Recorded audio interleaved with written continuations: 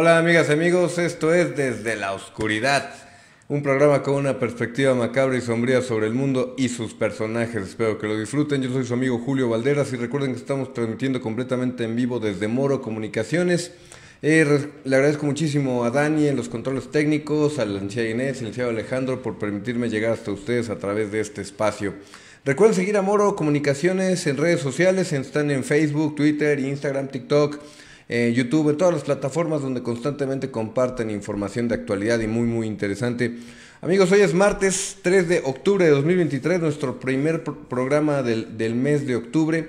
Y ya empieza la temporada, para mi gusto, una de las mejores del año, donde hablamos sobre muertos, sobre fantasmas, sobre espantos, sobre el terror, los géneros a mí que más me gustan, hablando de cualquier tema, películas, libros, etcétera. Y bueno, hoy vamos a platicar de dos personajes que, aunque no son del todo terroríficos, sí tuvieron lados bastante sombríos en su vida de los que vale la pena platicar. Primero que nada voy a platicar de un gran político y gran militar. Es muy difícil conocer a grandes líderes que en algún momento de su vida no se pretendan comparar con este hombre. Estoy hablando del famoso romano Julio César. Este hombre nace por ahí del 12 o 13 de julio del año 100 antes de Cristo. A pesar de que hay algunas teorías que aseguran que a él le tocó presenciar o gobernar, mejor dicho, el nacimiento de Jesús, no, esto es falso. Él nació bastante tiempo antes y de hecho murió antes del nacimiento de Jesús. Este señor, se sabe, por lo menos la historia nos platica eso, que el momento de su nacimiento fue muy complicado. Fue sumamente difícil el parto y que cuando su madre estaba a punto de dar a luz, las complicaciones obligaron al médico a tomar una decisión muy drástica, algo que en realidad ya se practicaba con animales, pero no se había practicado a ciencia cierta con una persona, y es la cesárea, abrir el vientre de una mujer para ayudar al bebé a nacer. Y de hecho por esa razón es que se le llama cesárea, por Julio César. Bueno, es algo que la historia nos platica, pero así, anécdotas de este hombre que han trascendido en la historia a pesar del tantísimo tiempo que tiene su vida, pues es impresionante. Este señor era un patricio. ¿Qué es esto de un patricio? No piensen en la caricatura del muñequito amarillo que vive en el fondo del mar. Miren, los patricios era una orden social romana, algo así como una división social en el pueblo romano. Y supuestamente estas órdenes descendían de las primeras 30 curias o tribus, podríamos decirlo así, que colonizaron en sus orígenes a la ciudad de Roma. En este entonces recuerden que Roma, más que una ciudad, era considerado un país completo y además un país conquistador. Entonces los patricios no eran una familia demasiado rica, pero tampoco eran muy pobres. Tenían muchos conocidos, muchas relaciones familiares que le ayudaron a Julio César a salir adelante en su vida.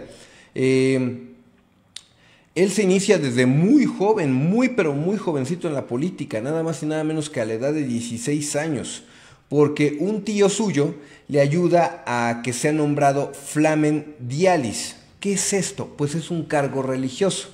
La política romana no estaba completamente separada de la religión, a pesar de que ya tenían muchísimas ideas y de muchísimo avance en la cuestión social, de dividir muy bien lo que era el clero y lo que era la política, etcétera. Pues realmente el Senado romano no diversificaba completamente la religión de la cuestión política, y por eso es que Julio César empieza con este cargo en la política a los 16 años. ¿Pero qué era este cargo? Bueno, era un sacerdote del dios Júpiter.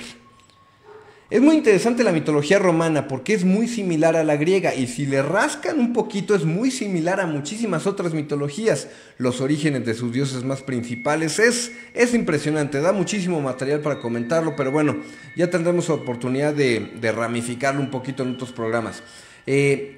El dios del trueno, es decir, el dios Zeus de la mitología griega, es lo mismo para los romanos, pero ellos le llaman Júpiter, el dios Júpiter. Entonces era un dios muy importante.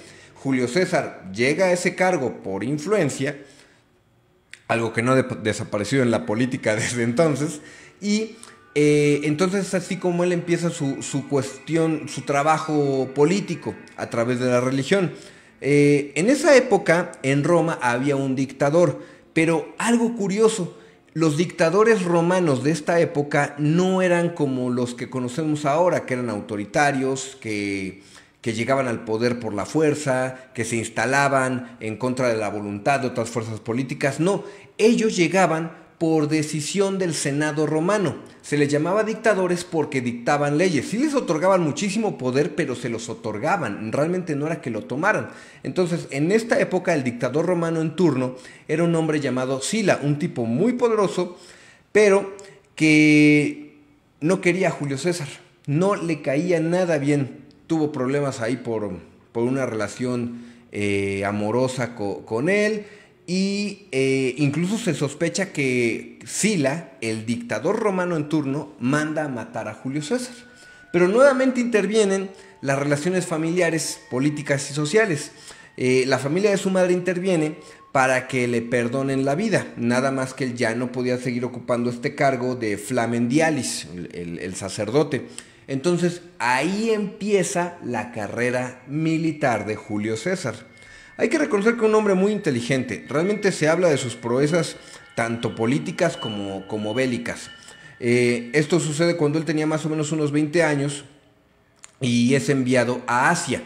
Ojo, no a Asia el continente como lo conocemos hoy en día, simplemente así se le llamaba a una de las regiones que habían sido ya conquistadas por los romanos, más o menos el equivalente a donde hoy está ubicado Turquía. Esta zona era la que era llamada Asia. Entonces ahí es a donde mandan a Julio César y él finalmente puede regresar a Roma, pero después de la muerte del dictador Sila. Vuelve cuando ya tenía 22 años, estuvo alrededor de unos 6 años en la guerra, perdón, les di mal el dato, él no se va a los 20 años, se va mucho más joven.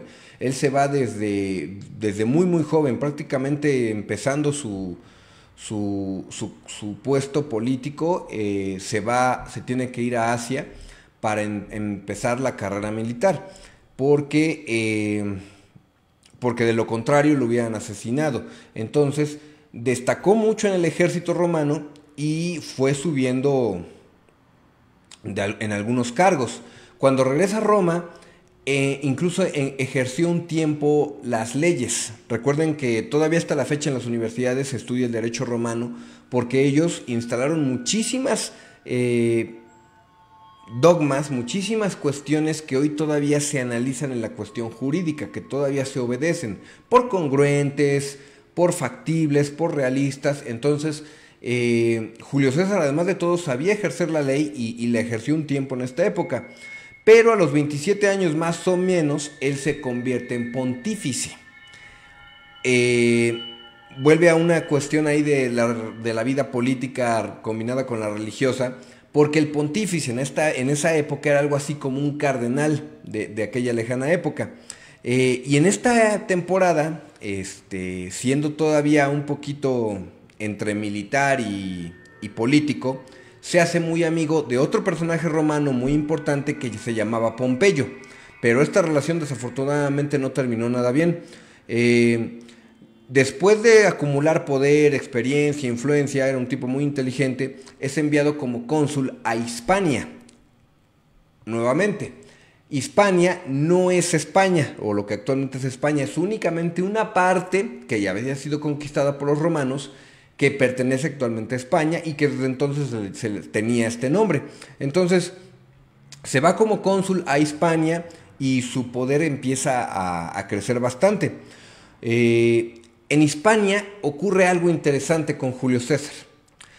La frase de al pueblo pan y circo se le puede atribuir a él, porque descubrió que una forma de tener contenta a la gente y amenorizar un poco las intenciones de los habitantes originales que habían sido conquistados por los romanos para que no se levantaran en armas y tenerlos contentos, era ofrecerles espectáculos de forma gratuita. Una técnica que muchos gobernantes siguen utilizando actualmente.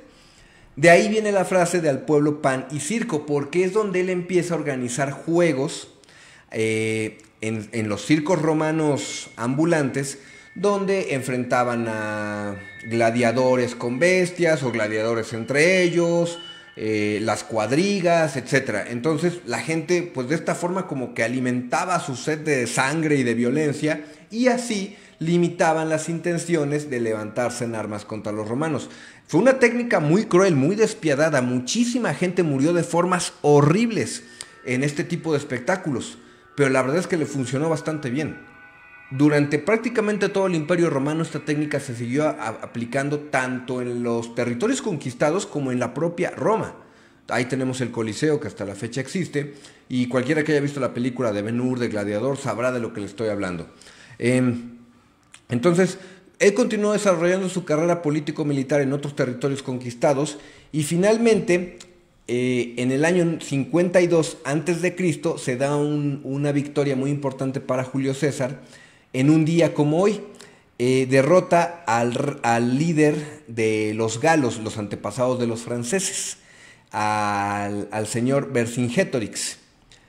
Una pausa aquí. Les recomiendo que lean, que adquieran un ejemplar, que lo busquen en internet. Es simpaticísimo, Las aventuras de Asterix el Galo. Se trata de un personaje que incluso llega a convivir con Julio César en algunos capítulos y que sobreviven a la derrota de Vercingétorix por una poción mágica que les da un druida galo. Y su aldea es la única que resiste todavía al ejército romano. Es muy divertida. Hay muchos personajes entrañables, Obelix, Abradacursix. Tiene muy buenos chistes, de verdad vale mucho la pena. Fueron escritas por el señor René Goscinny y Albert Uderzo. Muy muy buena. En fin, la leyenda cuenta que Vercingétorix, al verse derrotado por los romanos, postra sus armas a los pies de Julio César, admitiendo su derrota.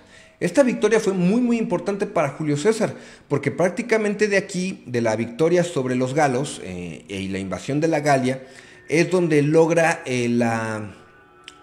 a partir de este punto derrotar a todos los pueblos celtas. Ojo, con esto no me quiero decir específicamente a los pueblos irlandeses. Los celtas habitaban prácticamente toda esta región, lo que era Francia, Bélgica, Holanda y también Alemania. Curiosamente, no intervino mucho en Gran Bretaña o en Irlanda.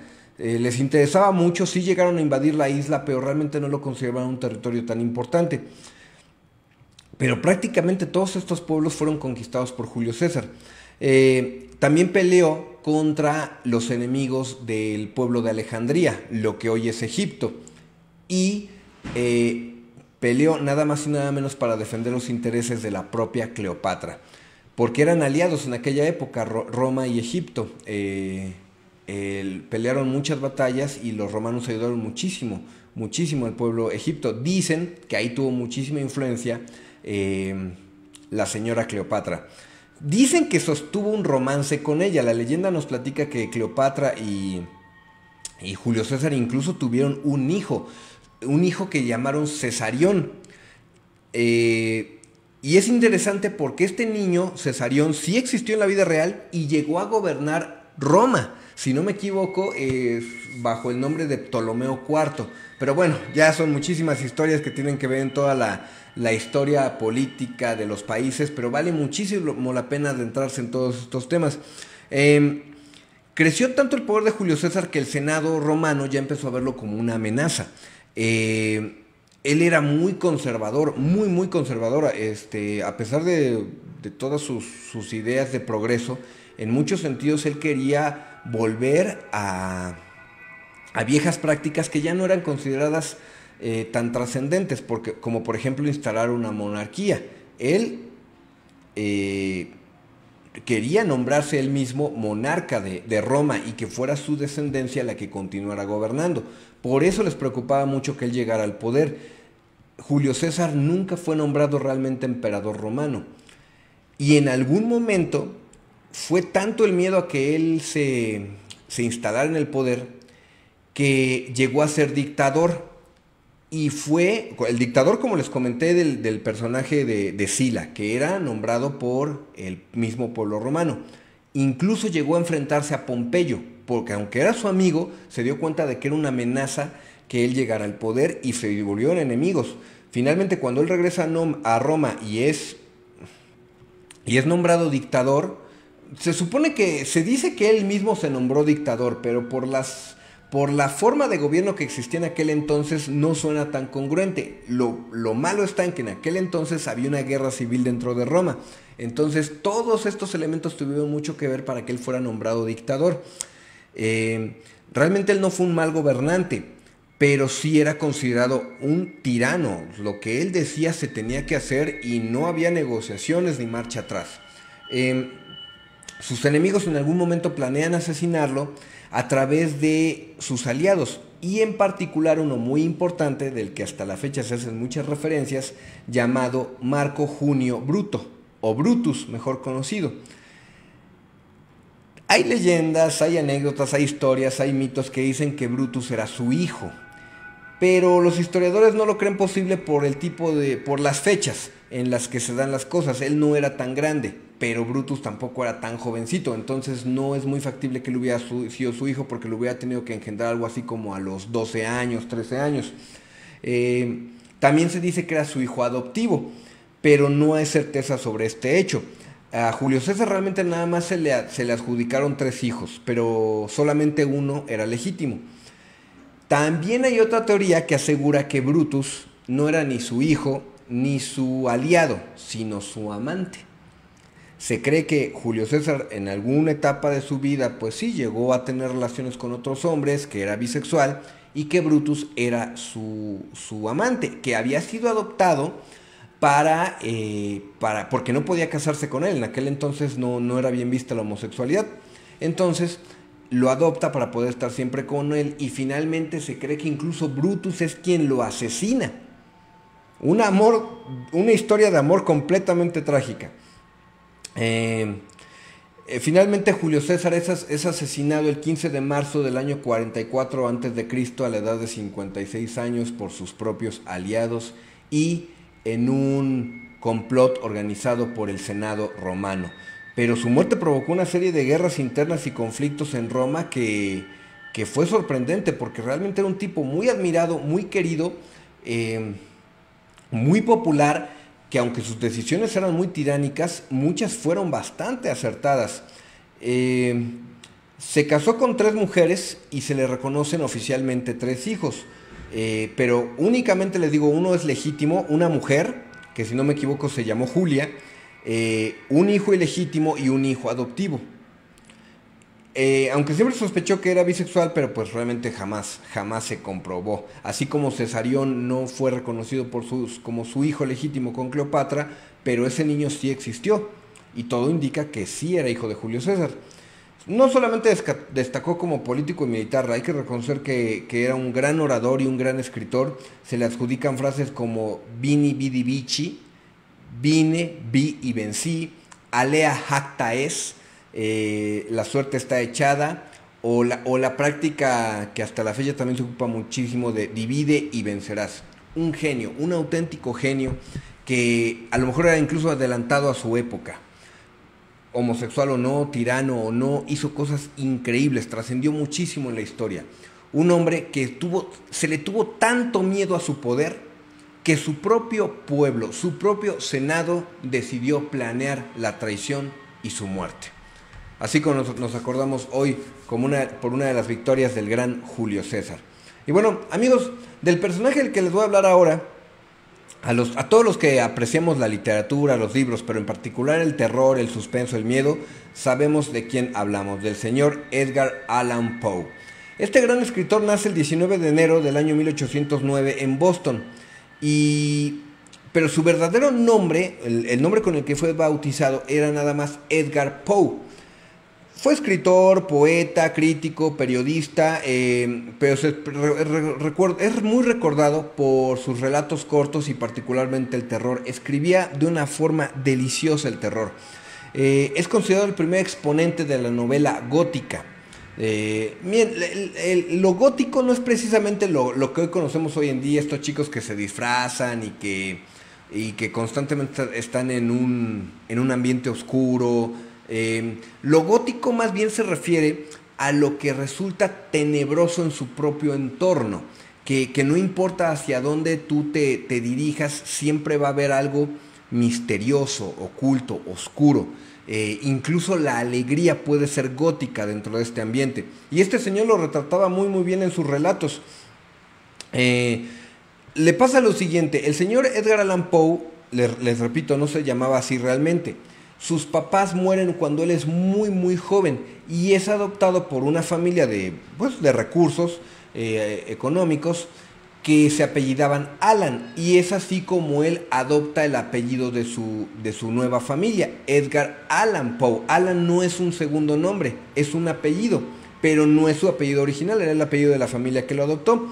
Eh, Esta situación pues le permitió ir a la universidad, tener contactos, tener relaciones sociales, que le ayudaron muchísimo, la supo aprovechar bastante bien, porque irónicamente él no terminó bien con su familia adoptiva. Por alguna razón nunca lo adoptaron de forma oficial, pero se le reconoció con el apellido y lo siguió utilizando durante toda su vida. Su papá no estaba muy de acuerdo con su idea de ser escritor, con su proyecto literario, consideraba que no era algo en lo que tenía futuro. No, él tenía muchos malos hábitos, a veces tomaba mucho, ya empezaba la cuestión de los problemas de adicciones a los fármacos, particularmente el opio. Él acostumbraba no drogarse, pero sí acostumbraba a tener algunas juergas, algunas fiestas que se pasaban de la raya, y su papá no quiso seguirlas financiando, lógicamente. Entonces todos estos conflictos pues terminaron por alejarlo de su familia adoptiva, claro, porque le repito, sus papás mueren cuando él es muy chiquito.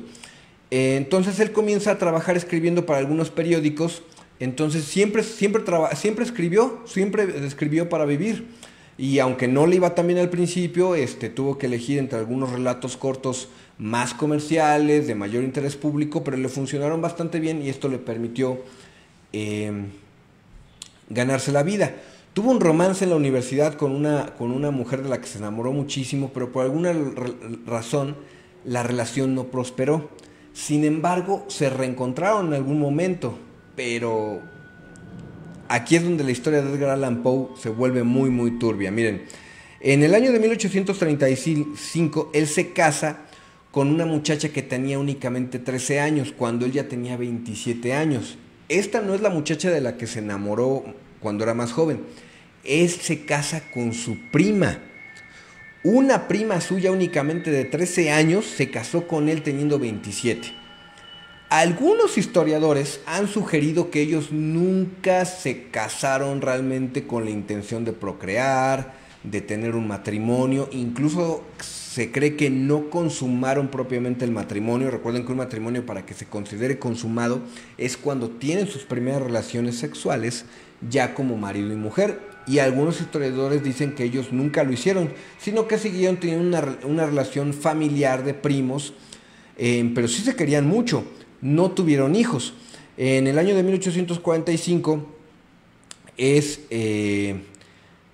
publicó su poema más famoso, El Cuervo, donde hace alusión a la muerte, pero también al demonio. Los que han leído este poema es buenísimo, incluso sus traducciones a otros idiomas son bastante buenas. La parodia incluso que se le hace en Los Simpson a través de Homero y Bart es muy muy buena. Esa emblemática frase del cuervo diciendo nunca más, porque es el demonio hablándole antes de morir al personaje del poema del cuervo. Es fantástico, de verdad, vale la pena leerlo. Es un poema no muy largo. La traducción al castellano es bastante buena y lo pueden encontrar fácilmente en internet.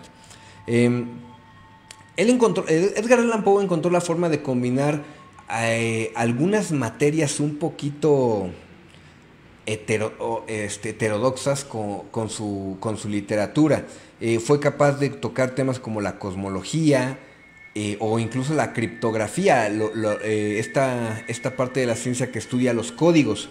y además involucró el mesmerismo. Yo les soy sincero, no sabía que era esto, así que le rasqué un poquito y encontré lo siguiente: el mesmerismo, doctrina de magnetismo animal que habla sobre un supuesto fluido invisible que permite el funcionamiento del cuerpo humano, pero que cuando no fluye de forma adecuada surgen las enfermedades. Es decir, que hay una teoría que sugiere que existe un fluido como mágico, como invisible, en el cuerpo humano, que es el que permite que fluyan nuestros movimientos, nuestras acciones, y que cuando ese fluido está en un desequilibrio es cuando perdemos la vida o caemos en la enfermedad. Entonces, esta teoría, él supo aplicarla a algunos de sus poemas, a algunos de sus cuentos, de sus relatos, y eso le ganó todavía más seguidores. Desgraciadamente, la muerte de su esposa le afectó muchísimo. No murió mucho tiempo después de casarse, se murió muy joven a causa de la tuberculosis. Y aquí es cuando la situación con el señor Edgar Allan Poe se vuelve muy turbia. Precisamente un día como hoy, 3 de octubre del año 1849, él es encontrado delirando en una taberna en la ciudad de Baltimore. Y él muere 4 días después, el día 7 de octubre del año 1849, cuando únicamente tenía 40 años. Y las razones de su muerte nunca se han aclarado. Nunca. Se ha especulado que podría haber muerto por congestión alcohólica, sobredosis de algún fármaco o alguna droga, paro cardíaco, cólera, tuberculosis, rabia, congestión cerebral, e incluso las teorías más aventuradas se han atrevido a decir que fue un suicidio y en algunos casos incluso asesinato. Pero no se sabe. Como les repito, como les dije hace un momento, a él le pasa algo extraño. Él se enamora siendo muy joven. La relación con la chica de nombre Sara no se da. Se casa con su prima. Fallece su prima, bueno, su esposa, y él se reencuentra con Sara después de muchos años. Retoman la relación y deciden casarse. Pero como les dije, él tenía algunos malos hábitos y ella le pidió que cambiara para que pudieran tener un matrimonio feliz. Él accedió y estaba muy contento. Pero ocurre algo bien extraño. Él en algún momento desaparece. No se supo de él durante una temporada. Y un 3 de octubre del año 1849 es cuando lo encuentran delirando, borracho, muy triste y muy angustiado en una taberna de Baltimore. Ya estaban planeando casarse de nuevo, como les digo. Entonces, él estaba muy contento, lo encuentran en la taberna, se lo llevan al hospital, estaba muy, muy angustiado, estaba muy preocupado y nunca pudo explicar por qué estaba en esa situación. Y mencionaba constantemente a un personaje llamado Reynolds. No se sabía quién era, no se sabía de quién hablaba, simplemente mencionaba a Reynolds. Sus últimas palabras fueron: que Dios ayude a mi pobre alma. Con esa frase, Edgar Allan Poe muere un 7 de octubre del año 1849, dejando en la incógnita la razón de su muerte y, lo peor, la razón de su angustia antes de morir. Los informes médicos, los certificados de defunción desaparecieron misteriosamente del hospital y se acostumbraba en esta época, para menorizar un poquito la pena que embargaba una familia porque se había dado una muerte por congestión alcohólica o por una sobredosis, se decía que habían muerto por congestión o por inflamación cerebral, y ya, eso fue todo lo que reportaron las autoridades. Pero a ciencia cierta no se sabe por qué murió, a pesar de haber muerto en un hospital donde tendrían que haberle expedido un certificado médico y dar razones del por qué había fallecido. Se muere angustiado, mencionando a este personaje Reynolds, con esta frase de tanto miedo antes de morir. Y por si no fuera lo bastante extraño todavía su muerte, un escritor identificado como Ludwig escribe una esquela muy larga en el periódico. Esa esquela se repitió en muchos otros periódicos. Posteriormente, el autor fue identificado como un hombre de apellido Griswold. Cosa más extraña, Griswold no era un simpatizante de la obra de Edgar Allan Poe. De hecho, no lo quería. Y se dedicó muchísimo tiempo, después de su muerte, a desacreditarlo. Y lo describía como un hombre borracho y depravado. Todavía más extraño, este hombre de apellido Griswold terminó convirtiéndose en el albacea de la obra literaria de Edgar Allan Poe. Un hombre que, aunque su vida no fue un misterio, sus relatos macabros y sus cuentos de terror trascienden en la historia, pero su muerte fue en todos los sentidos misteriosa. Sin saber cómo llegó a esa situación de angustia y la forma tan drástica y trágica en la que se murió, cuando él estaba a punto de volver a ser feliz. Es el legado que nos deja el señor Edgar Allan Poe a través de su magnífica obra, su magnífica literatura. Bueno, amigos, cambiando de tema, la recomendación de cine que les traigo esta semana es una película bastante fuertecita. Miren, se llama The Tusk, o The Tusk, no estoy seguro cómo se pronuncia. Es una película que no ha tenido mucho éxito comercial, pero la crítica la ha tratado bastante bien. Se llama En algún lugar de Canadá en el castellano, y en algunas traducciones la encuentran como El Colmillo. Esta película es del año 2014 y está dirigida por el señor Kevin Smith. Se considera humor negro, aunque es una película que de verdad hay que tener un estómago muy resistente para verla. Está protagonizada por Justin Long. Los que no lo conozcan, es el actor que hace el personaje del novio de Lindsay Lohan en la película de Herbie. Y también está protagonizada por Haley Joel Osment. Es el chavito que ve a los muertos en la película del Sexto Sentido. Hace un personaje muy pequeño también el señor Johnny Depp, participa en esta película. Y también sale una joven que se llama Génesis Rodríguez. Es la hija de José Luis Rodríguez el Puma. Pero bueno, actúan bastante bien esta tercia. Y les repito, esta película es muy fuerte, no es una película apta para cualquier edad. Habla sobre unos chicos que tienen un programa, un podcast de radio por internet, y se dedican pues como que a desenmarañar los mitos y las leyendas urbanas que hay en internet. Un día deciden hacer un viaje a Canadá, únicamente puede ir uno de ellos, pero al llegar descubren que la historia de la que van a hablar pues ya no existe, se vino abajo la teoría, ya se murió el personaje principal, etc. Entonces, en su deseo de ir, no regresar con las manos vacías, el personaje de Justin Long, que se llama Wallace, conoce a un tipo muy extraño, que lo lleva a su casa, le ofrece algo de beber. Hasta este momento la historia no es muy original. ¿Por qué? Porque resulta que le pone un fármaco que lo hace perder el conocimiento, pero cuando el personaje de Wallace despierta, tiene una pierna amputada. El extraño personaje que lo llevó hasta su casa le dijo que era porque se le había infectado y que era la única forma de salvársela.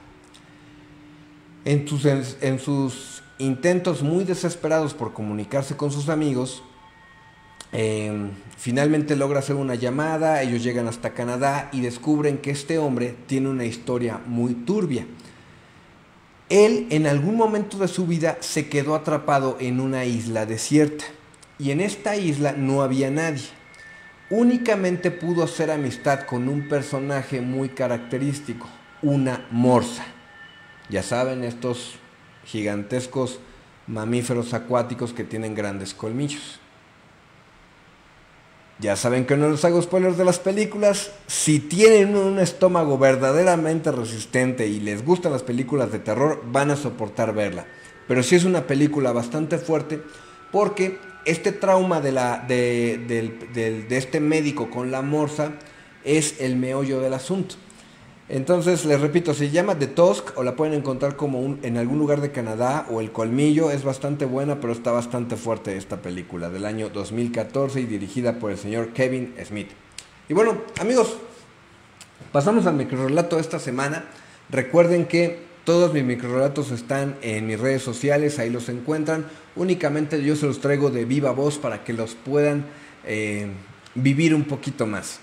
Quiero que se imaginen a una mujer muy religiosa, muy devota, en una situación muy crítica. ¿Quieres morir? La profunda voz taladró en su cerebro y se deslizó como una serpiente venenosa hasta su columna vertebral. Tú no serás quien me mate, le respondió sin poder ocultar su nerviosismo. Mi vida está en manos de Dios. Una risa macabra que hizo eco en la habitación se apoderó del aire alrededor.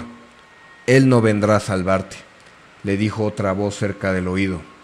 La mujer sintió el acero entrar en su espalda provocándole un intenso dolor y vio el rostro de un anciano sonriente vistiendo una sotana antes de caer muerta. Recuerden, amigos, que la intención del microrrelato no es contar un principio o un fin, esos quedan en el aire, únicamente crear un momento de gran tensión y que el clímax sea parte de este pequeño grupo de palabras. Espero siempre que sea de su agrado. Recuerden que lo que yo más disfruto escribir es del terror y que encuentran todos estos microrelatos en mis redes sociales. Y ya para despedir nuestro programa, amigos, la frase célebre que les traigo es muy cortita, pero tiene bastante sentido y es bastante congruente. Los animales no me asustan, las personas sí. Esta frase fue dicha por el difunto Steve Irwin. ¿Quién fue Steve Irwin? Bueno, este gran animalista australiano que murió irónicamente a manos del piquete de una mantarraya venenosa. No es posible conocer la maldad en los animales. El único capaz de desarrollarla es el ser humano. Es por eso que los animales son tan importantes en la historia de la humanidad. El ser humano jamás hubiera logrado nada de no ser por ellos. Jamás nos haría ningún daño. Tenemos que valorarlos y apreciarlos. Es el legado que también nos deja el señor Steve Irwin, a quien recordamos hoy desde nuestro programa. Bueno, amigos, les agradezco muchísimo que me hayan acompañado en este programa. Esta es una tarde lluviosa, abríguense bien, cúbranse. Ya empiezan los fríos, pero sobre todo ya empieza la temporada de sustos y misterio. Les deseo que pasen una excelente tarde. Recuerden que soy su amigo Julio Valderas. Los invito a seguirme en redes sociales. Me encuentran en Facebook, Twitter, Instagram, TikTok, YouTube. Me encuentran como Julio Valderas o como J2B Escritor o como Julio Valderas Escritor o como Conoce Nuevas Historias o Nuevas Historias. Siempre tratando de compartir contenido que sea de su agrado. En todas mis redes sociales pueden encontrar las ligas hacia mis obras donde podrán adquirirlas. Y pueden ver todos los trabajos y proyectos en los que participo. Recuerden que si desean cambiar algo en nuestro programa, quieren que toquemos algún tema en específico, pueden escribirme, pueden escribir aquí a Moro Comunicaciones y siempre estamos al pendiente de los mensajes. Les deseo una excelente tarde y nos vemos el próximo martes. Cuídense mucho, nos vemos.